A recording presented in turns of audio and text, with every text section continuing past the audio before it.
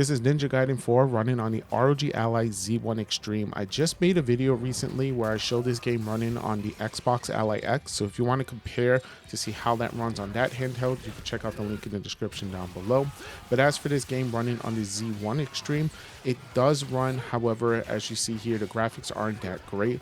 We are getting an FPS around the mid 30s, and this is all while running at 720p with low settings. Now I do have the dynamic resolution within the settings, and that is going to adjust the resolution in order to give us that mid 30s and maintain that frame rate so it doesn't ever dip below 30. So you are getting a somewhat smooth experience. However, as you see here, in certain situations it gets real grainy and real muddy, and it's not an overall good experience for this game. As for the settings, like I mentioned before, I do have the resolution set to 1280 by 720.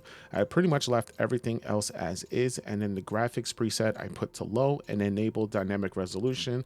I turned off motion blur, and that's pretty much it what I'm using for here.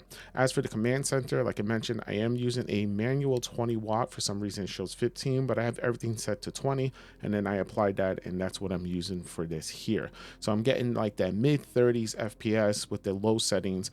And then as for pushing the ROG Ally to its max, I'm going to show you exactly what you get with that.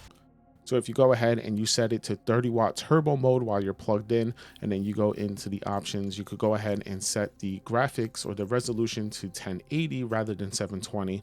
Go ahead and accept that, and you'll get a clearer looking experience. You're still going to get that mid 30s FPS, but overall it's going to be a more enjoyable experience. However, you are going to have to stay plugged in order to experience this.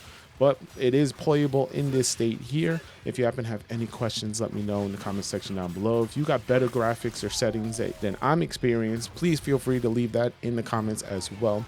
You could go ahead and check out my other ROG Ally videos with the links in the description. Thank you so much for watching, and I hope to see you in the next one. Peace.